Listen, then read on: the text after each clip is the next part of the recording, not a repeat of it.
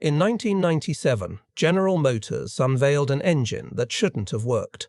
It was lighter than it had any right to be, simpler than engineers thought possible, and more powerful than anyone expected. It had no overhead cams, no variable valve timing, no turbochargers, just 8 cylinders, 16 pushrods, and a design philosophy that refused to apologize. They called it the LS1, and for the next 2 decades, it would rewrite the rules of American performance. This is the story of how simplicity became dominance, how constraints became genius, and how a single engine architecture conquered drag strips, road courses, and engine bays across the world. This is the LS story. To understand the LS, you have to go back to 1955, back to a different General Motors, back to an engine that would become the most successful V8 in history, the Chevrolet small block. For over 40 years, it powered everything: Corvettes and Camaros, pickup trucks and muscle cars, drag racers and daily drivers. But by the 1990s, the original small block had reached its limits. It was heavy, inefficient, strangled by emissions regulations it was never designed to meet. General Motors faced a choice: modernize the legend or let it die. They chose neither. Instead, they started over. The team that designed the LS didn't have unlimited resources. They couldn't chase exotic materials, couldn't engineer revolutionary valve trains, couldn't afford to fail. What they had were constraints: keep it affordable, keep it simple, keep it reliable, and make it better than everything else. Most engineers see constraints as obstacles. The LS team saw them as instructions. They asked a different question: what if less was more? The philosophy was radical in its simplicity. Every part must justify its existence.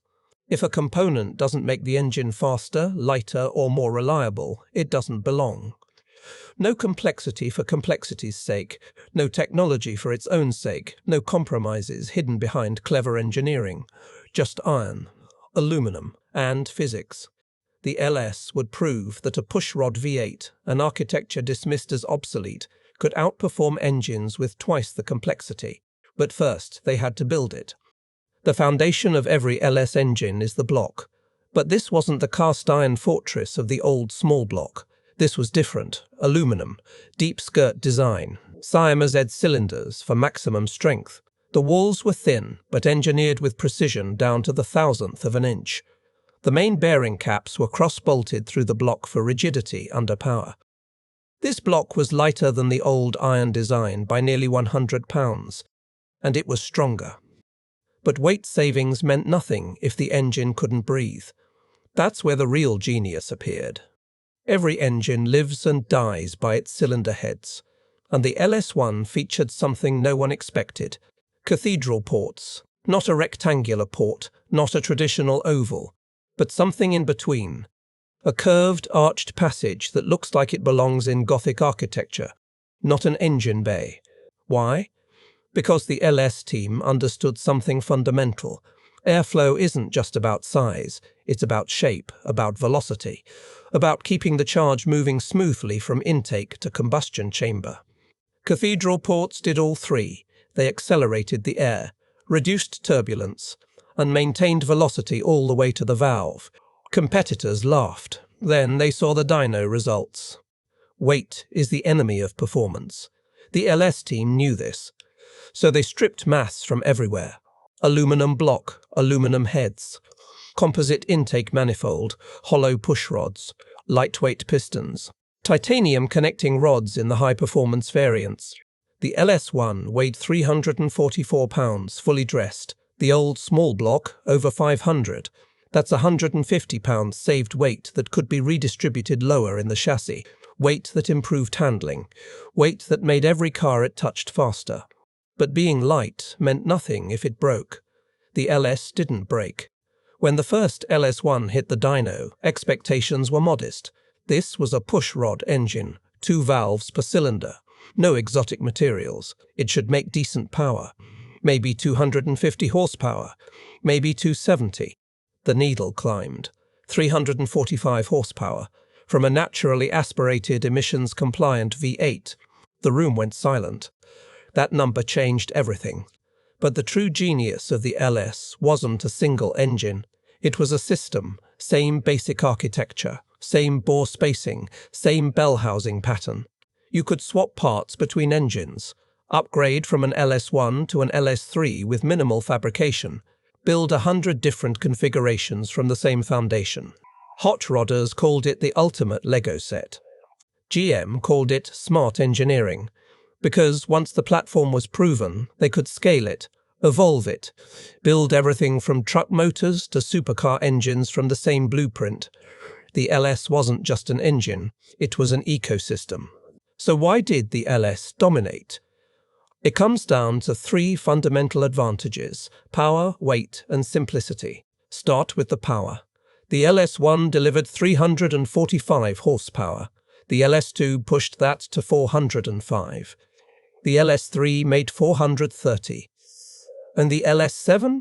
505 horsepower. Every single one of them naturally aspirated. Every single one reliable. Every single one simple. Then there's the weight. At 344 pounds, the LS1 was lighter than most four-cylinder engines making comparable power. It undercut the Nissan RB. It undercut the Toyota 2JZ. It even undercut Ford's own modular V8. And in performance, lighter always means faster. But it's the simplicity that truly set it apart. There were no timing belts waiting to snap. No complex valve trains demanding constant adjustment, no fragile components destined to fail. Just cast aluminum, steel valves, and engineering that refused to overcomplicate things. Complexity breaks, simplicity endures. The LS didn't just make power, it made power reliably. For hundreds of thousands of miles, through abuse, neglect, and modifications that would destroy lesser engines. You could boost an LS to 1,000 horsepower on stock internals. You could run it on pump gas or race fuel. You could beat it, break it, rebuild it, and it would start every time. That reliability created a culture.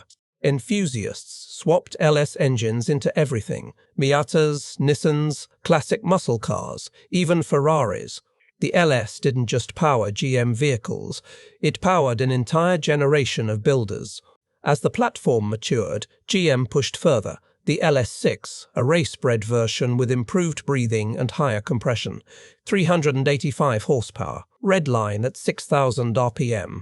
It powered the C5 Z06 Corvette, a car that embarrassed exotics costing twice as much. Then came the LS7, 7.0 litres, 427 cubic inches, 505 horsepower. This was the ultimate expression of the LS philosophy: massive displacement, titanium connecting rods, CNC ported heads, hand-assembled, and still fundamentally a pushrod V8. The LS7 proved that the old ways, refined to perfection, could compete with anything. It remains, to this day, one of the greatest naturally aspirated engines ever built.